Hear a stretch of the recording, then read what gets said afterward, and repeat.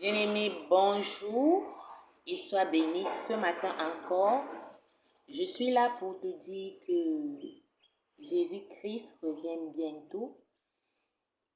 Et pendant ces moments, la question que tu devrais te poser, la question que chaque chrétien devait se poser, la question que toute personne qui se dit enfant de Dieu devrait se poser, est celle-là de savoir est-ce que réellement Dieu me connaît? Est-ce que réellement mon nom est inscrit dans le livre de vie? Vous savez, dans la plupart des cas aujourd'hui, c'est le folklore qu'on trouve dans les églises ou dans les temples. On nous parle des voyages, on nous parle des mariages, on nous parle de la prospérité, sans toutefois marquer le point essentiel qui est celui-là du salut de l'âme. Alors ce matin, je t'invite à à te retrouver avec ta conscience et à répondre à cette question qui est celle de savoir est-ce que mon nom est inscrit dans le livre de vie? Bien-aimé, ne te glorifie pas de ce que tu appartiens à une obédience religieuse quelconque.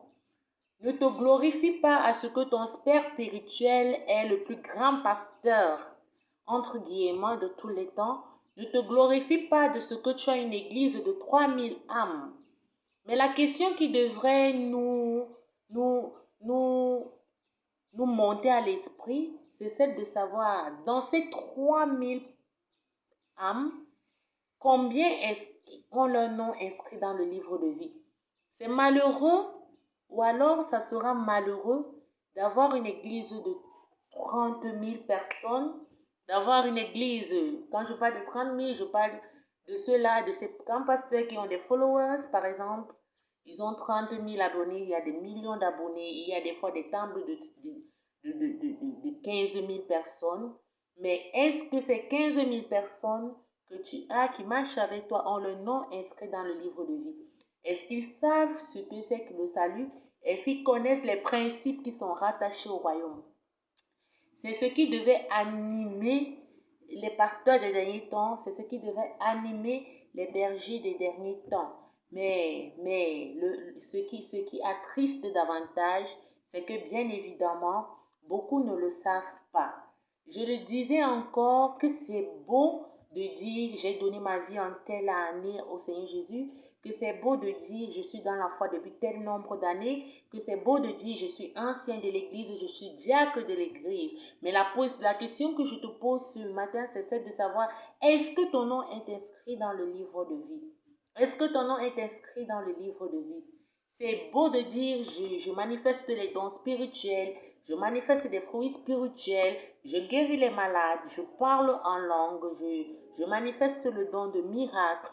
Mais est-ce que ton nom est inscrit dans le livre de vie, bien-aimé? Nous allons lire dans Luc 10, au verset 20.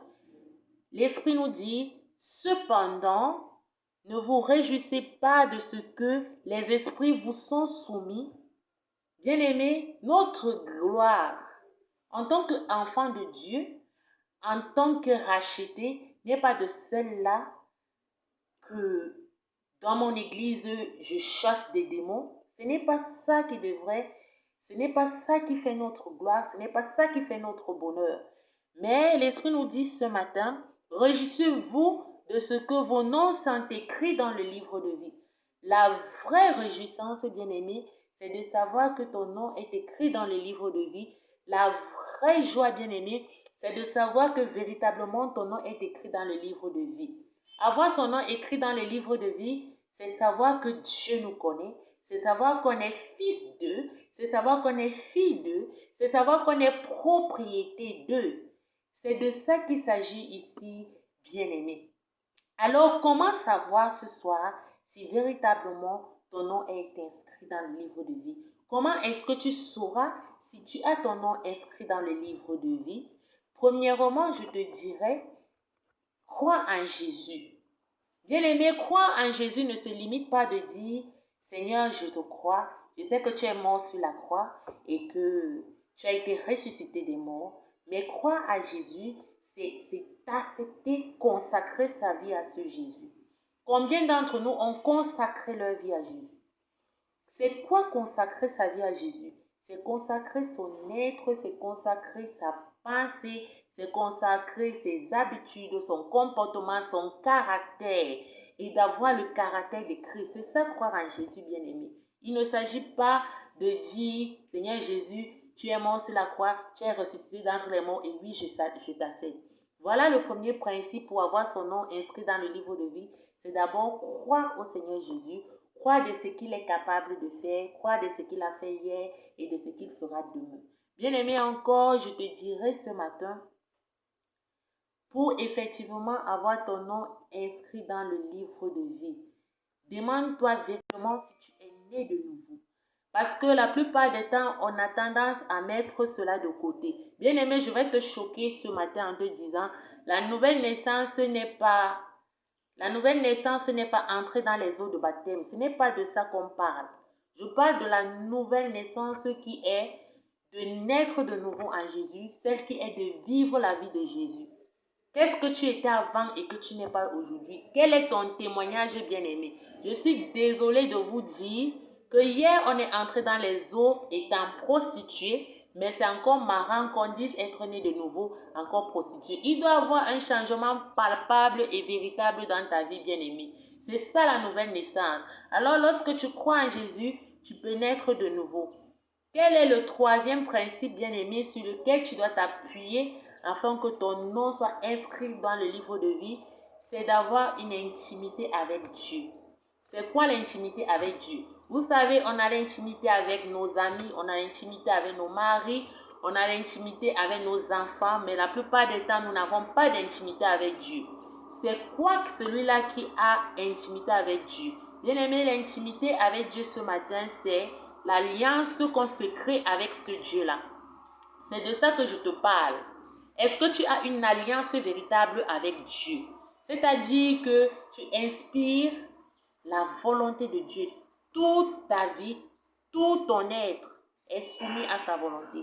C'est ça une alliance avec Dieu. Qu'est-ce que Dieu te dit et qu'est-ce que tu fais lorsque tu entends sa voix? Est-ce qu'on a une intimité véritable avec Dieu? Souvenez-vous de notre père Abraham. C'est l'intimité d'Abraham qui a fait en sorte que Dieu lui dise, regarde le ciel, ainsi sera ta descendance. Bien-aimé, c'est l'intimité de Zacharie qui a fait en sorte que Dieu lui dise, tu feras d'un fils. Bien-aimé, est-ce que tu te crées une intimité véritable avec Dieu? Est-ce que tu entends la voix de Dieu? Voilà les principes, bien-aimés. Il faut que celui-là qui a son nom inscrit dans le livre de vie, certainement Dieu va te parler, certainement le Saint-Esprit va te corriger, certainement il y aura du renouveau dans ta vie. Alors, pose-toi cette question ce matin. Est-ce que mon nom est inscrit dans le livre de vie? Vous savez, si nous allons dans Apocalypse 13, verset 8, la Bible nous dit là-bas que on nous parle de l'histoire où, lorsque l'Antéchrist va se lever sur la terre, véritablement, c'est ceux-là qui n'ont pas leur nom inscrit dans le livre de vie qui vont l'adorer. Vous voyez, aujourd'hui, des gens vendent de plus en plus leurs âmes aux ténèbres. Les gens sont de plus en plus dans les loges. Il y a de plus en plus de satanistes qui se multiplient parce que ceux-là n'ont pas le nom dans le livre de vie. Alors, bien-aimé, si toi, tu es encore rachetable, n'hésite pas. Les temps sont proches et le salut vient bientôt sur la terre. Sois également membre du royaume et que Dieu écrive ton nom dans le livre de vie. Et lorsque ton nom est écrit dans le livre de vie, rassure-toi bien évidemment qu'il ne retire pas. Sois encore béni et sens-toi libre de t'abonner à ma chaîne pour plus de vidéos. Nous en reparlerons encore. Shalom.